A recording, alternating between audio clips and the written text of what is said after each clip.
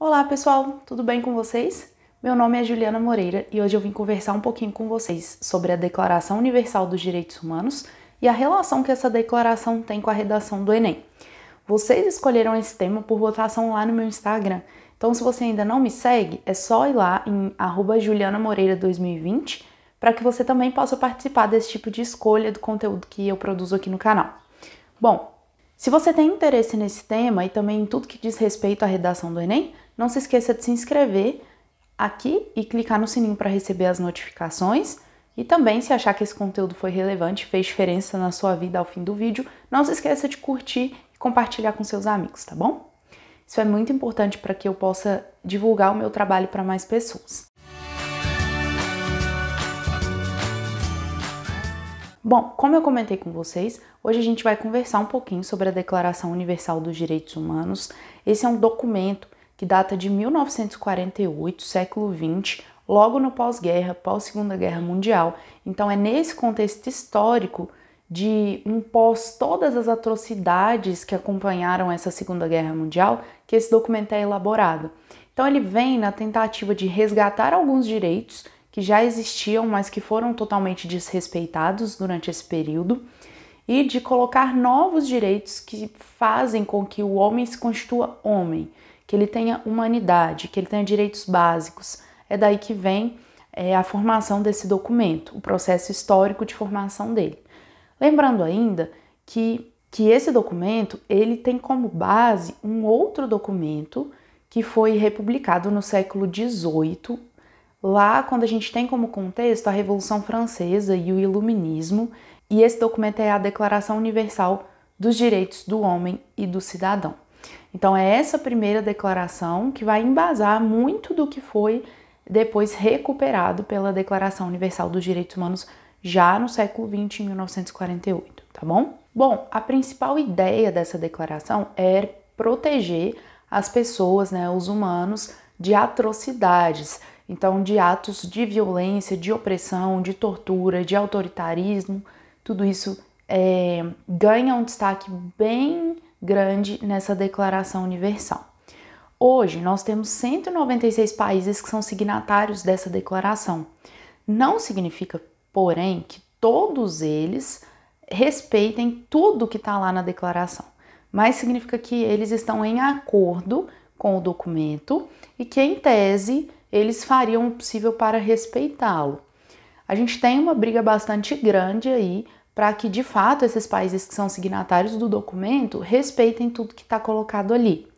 Não acontece sempre, mas nós temos essas 196 assinaturas, então 196 países reunidos em acordo com esse documento. Bom, nessa declaração, pessoal, a gente vai ter um misto de direitos que são individuais, então eles vão atingir a cada pessoa de forma separadinha, e direitos que são sociais, que vão atingir um grupo. E vocês vão entender isso melhor quando eu passar aqui com vocês alguns desses direitos que são não os mais importantes, porque todos são importantes, mas aqueles que são mais abrangentes ou que são mais comuns de a gente se deparar, tá bom? Vamos pensar o seguinte, qual é a relação que esses direitos humanos têm com a redação do Enem? São duas principais. A primeira é que esse documento ele pode ser usado como repertório sociocultural no seu texto. O que significa? Que você pode utilizar ou o documento de forma geral, a própria Declaração Universal, ou algum item específico dessa declaração para usar na sua redação, desde que tenha, claro, relação com o tema que foi proposto e com o argumento que você está desenvolvendo. Então, pode ser repertório sociocultural. O outro item que tem relação direta com a redação do Enem é o fato de que a proposta de intervenção não pode ferir os direitos humanos, porque senão você zera essa competência, você tem menos 200 pontos na sua redação. Bom, para a gente não ferir essa declaração, é importante que a gente saiba o que consta lá. Como é que a gente não vai ferir algo que a gente não conhece? Não tem muito jeito. Ou às vezes a gente vai ter que contar com a sorte. Eu não quero que vocês contem com a sorte. Eu quero que vocês tenham consciência de que toda proposta que vocês estão elaborando, ela está em acordo com essa declaração, para vocês terem tranquilidade. Então, são dois movimentos aí bem importantes. O primeiro movimento, vocês conseguem articular como repertório no texto de vocês, e um segundo momento, um segundo movimento, vocês têm condição de saber exatamente que não estão ferindo esses direitos básicos, esses direitos humanos, lá na proposta de intervenção, tá bom? Eu vou colocar aqui na tela para vocês, agora, alguns desses direitos que eu separei para a gente conversar rapidamente. O primeiro que está aí na tela, colocado para vocês, é esse aí, ó. Todos os seres humanos nascem livres e iguais em dignidade e direitos. Bem, não há dentro desse documento uma diferenciação, e nem pode haver, de quem tem esses direitos e de quem não tem. Então, quando a gente ouve uma frase que é até comum aqui no Brasil, direitos humanos devem ser usados apenas para humanos direitos, que quer dizer, né, esses direitos, eles devem valer apenas para aquelas pessoas que não cometeram nenhum tipo de infração, de crime, enfim, isso para a declaração, isso é um absurdo, porque todas as pessoas deveriam ter direitos iguais, sem essa diferenciação. Então, a gente tem que ter isso em mente. Esses direitos, eles são independentes de qualquer outra ação que a pessoa tenha tido. Então, por mais que ela tenha cometido um crime que a gente vai falar, nossa, isso é uma atrocidade, ainda que isso aconteça, ela tem direito aos direitos humanos como qualquer outra pessoa. Não existe essa diferenciação. E os seres humanos nascem, portanto, iguais em dignidade e direitos e livres. Quando a gente diz de livre, a gente está em diálogo tanto com a ideia de liberdade de consciência, de pensamento, quanto com a liberdade física, né? Ninguém pode ser escravizado, tá? Então a gente parte para esses dois momentos de liberdade. Depois a gente vai ter aí um outro momento, né? Um outro ponto dessa declaração que vai dizer que é garantida a proteção da vida contra a tortura, a escravidão e a discriminação de qualquer espécie. Então a gente não pode submeter ninguém à tortura, ninguém pode ser submetido a essa tortura, não pode haver nenhum tipo de escravidão e também a discriminação de qualquer espécie, ela está vetada por essa declaração. Quando a gente pensa nessa discriminação, ela pode vir de várias formas. Pode ser uma discriminação racial, uma discriminação pela orientação sexual, pela identidade de gênero, pode ser uma discriminação de um viés capacitista, ou seja, por alguma deficiência que a pessoa tem ou alguma condição, como surdez, por exemplo, ou como autismo, essas pessoas são discriminadas, então está aqui dentro também. Ou pode ainda ser uma discriminação social, por classe social, também não pode acontecer. Nenhum tipo de discriminação é tolerada. Esse é um bom item, uma boa chave para vocês utilizarem como repertório sociocultural dos textos de vocês. Depois a gente vai ter lá o direito à liberdade de expressão, de manifestação. Esse direito à liberdade de expressão ele é garantido por essa declaração. Então, quando a gente teve, por exemplo, a ditadura militar aqui no Brasil, de 64 a 85, esse direito à livre manifestação ele foi tolhido.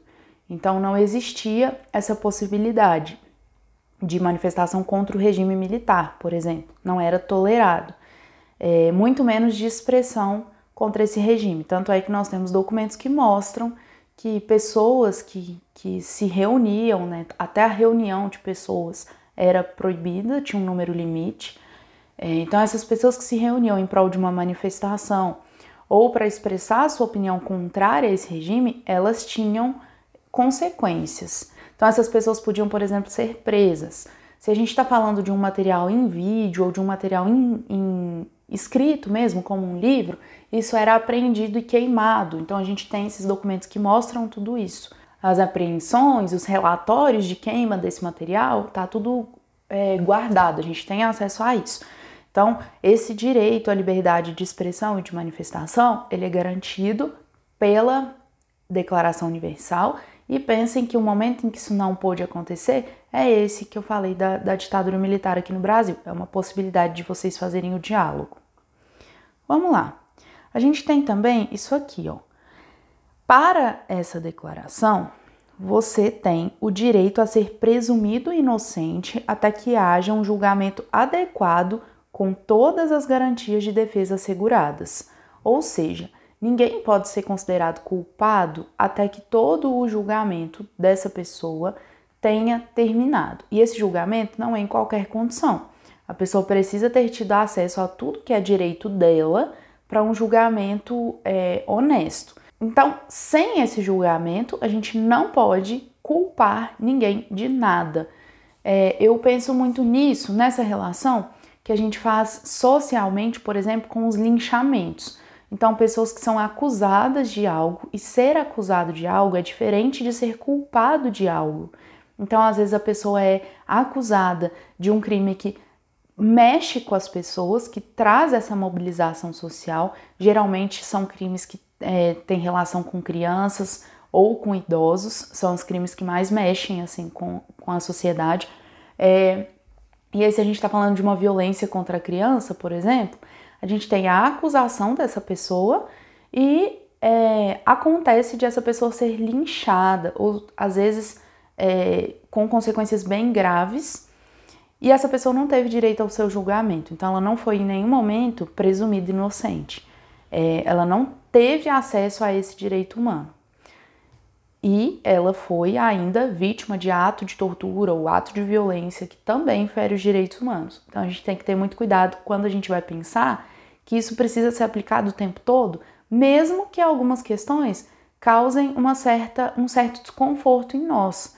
Então, eu vou trazer um caso para vocês aqui de uma mulher que violentou uma criança e isso foi filmado pelas câmeras de segurança que os pais colocaram na casa. Rapidamente essa história se espalhou pela mídia e as imagens dessa mulher, elas circularam.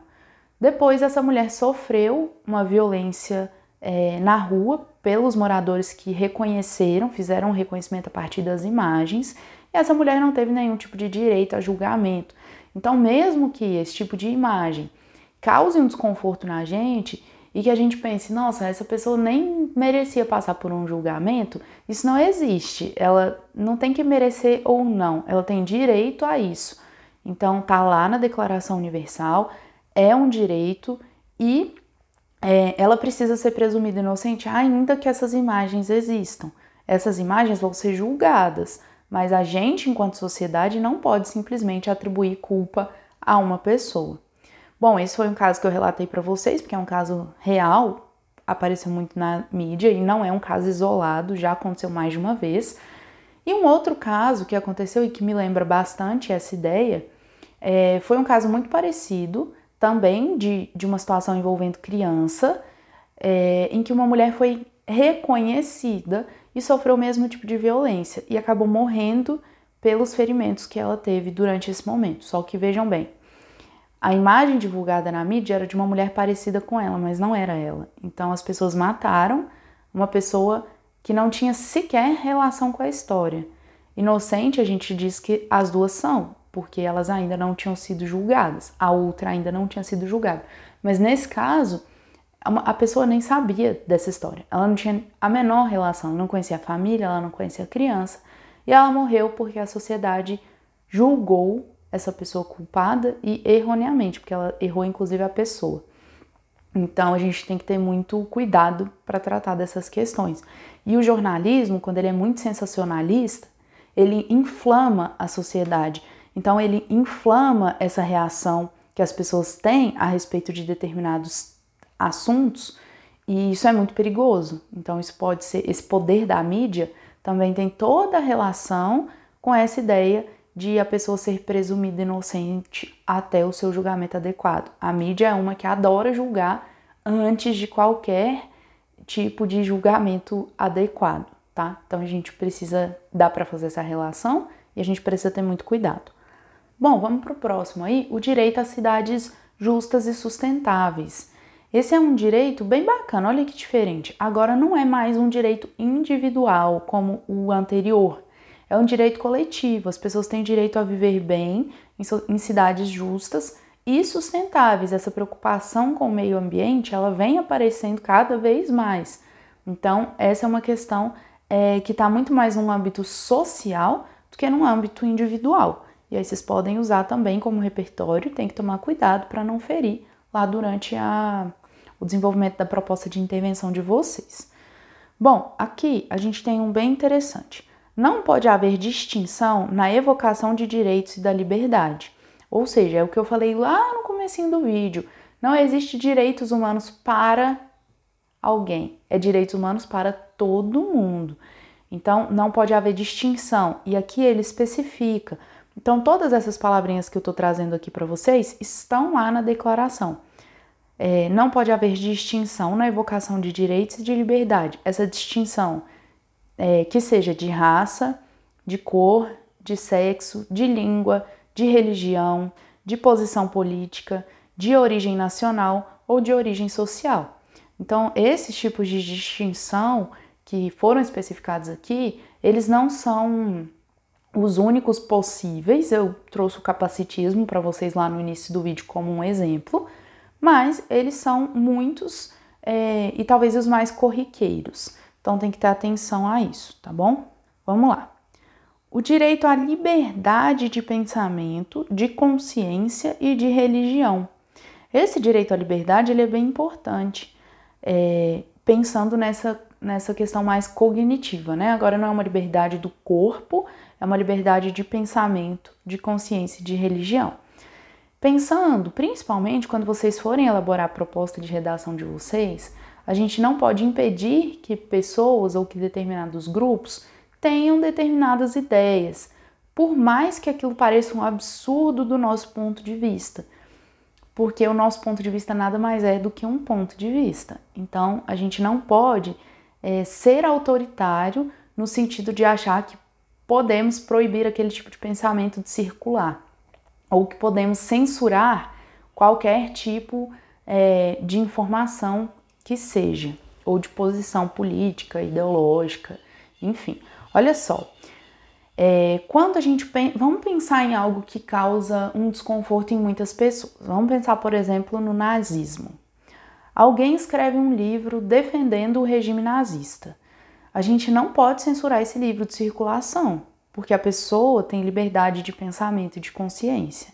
Então, se ela pensa daquela forma, eu não posso simplesmente querer que ela não pense mais.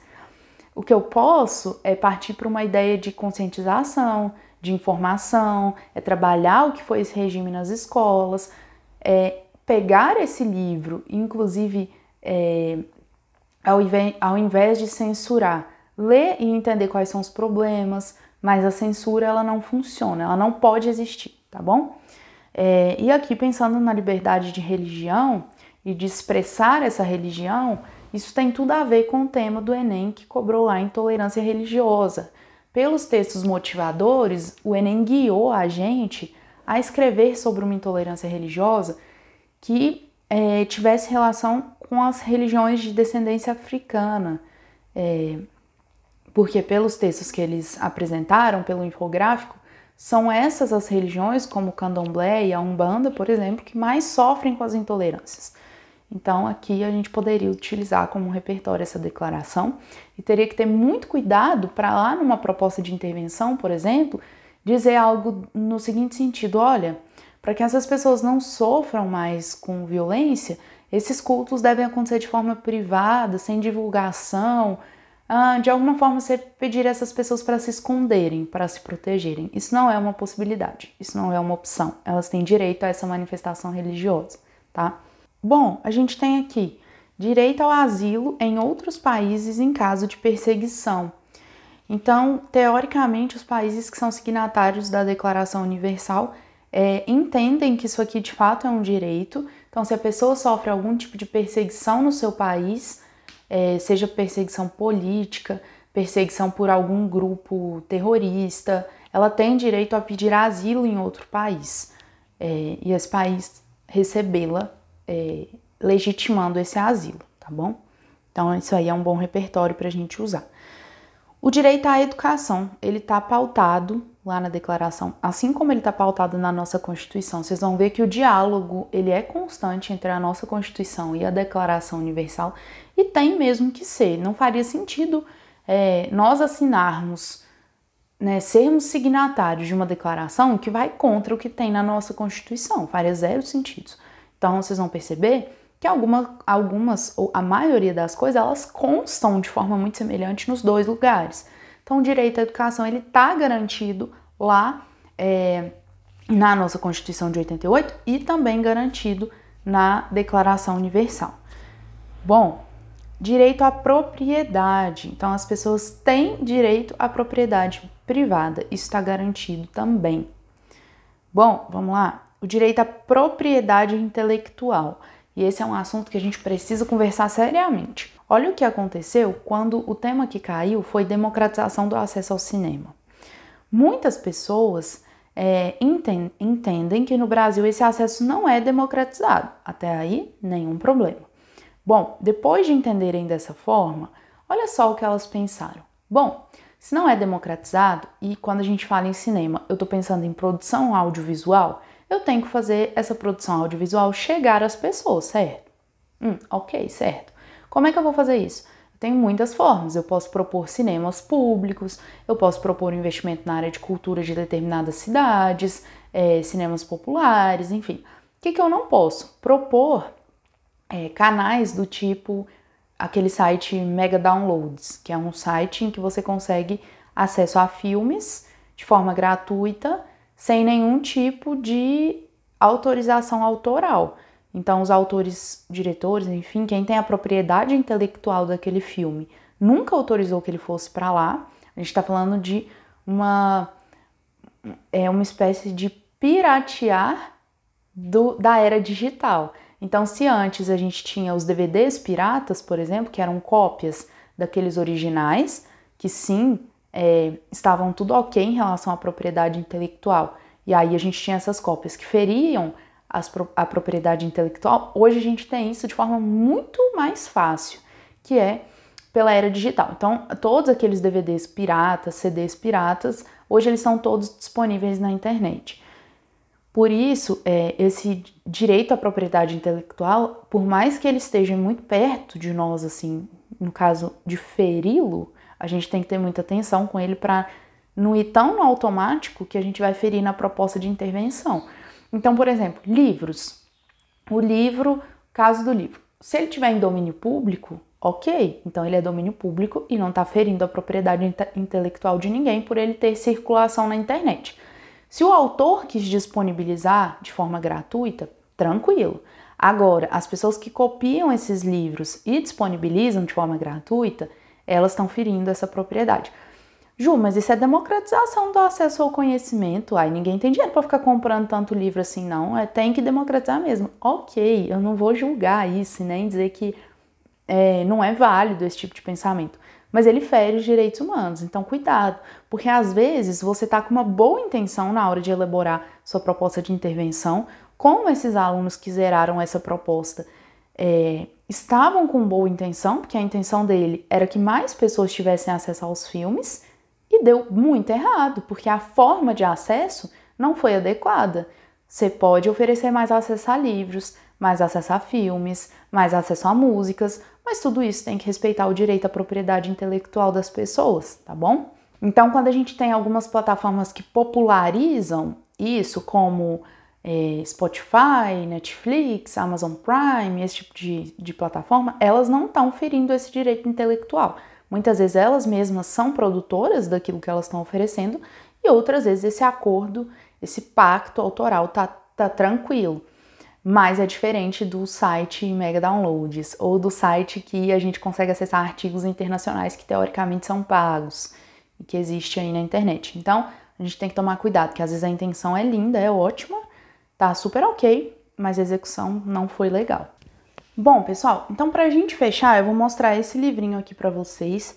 Essa é uma edição bem antiga desse livro. Ele se chama Declaração Universal dos Direitos Humanos mesmo, é da Ruth Rocha e do Otávio Holt. Essa aqui é a 4ª edição, mas ele já tem edições bem mais novas, ele é sempre reeditado. É muito simples a forma como ele traz os direitos humanos, tá vendo? É um livro bem curtinho, ó, não tem segredo.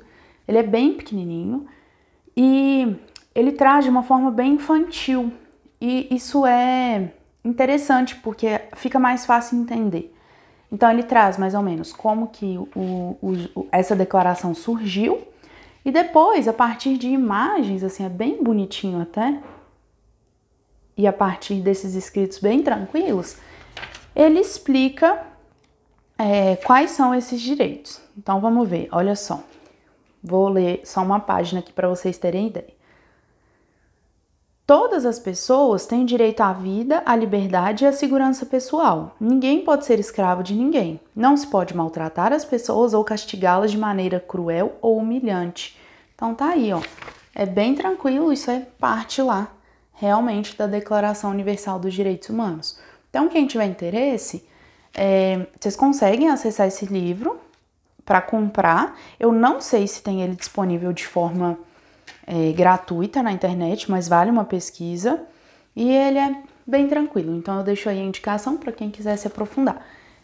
Se aprofundar não, né? Para quem quiser um jeito mais divertido, assim, de lidar com essa declaração. Agora, para quem tiver mesmo afim de ver tudo que tá lá, é só acessar, dar um Google. Declaração Universal dos Direitos Humanos, ela é curta, ela não é do tamanho da nossa Constituição, por exemplo, ela é bem curta, vocês conseguem ler em meia hora. Então vale a pena também para conhecerem melhor. Inclusive eu vou deixar o link aqui na descrição desse vídeo para que vocês possam acessar de forma tranquila, tá bom? Pessoal, eu vou ficando por aqui. Se vocês gostaram do vídeo, não se esqueçam de deixar o like, compartilhar esse conteúdo, por favor. E se vocês têm sugestão ou alguma dúvida sobre o que eu conversei aqui com vocês, é só deixar aqui nos comentários que eu sempre respondo, tá bom? Um abraço e até a nossa próxima aula.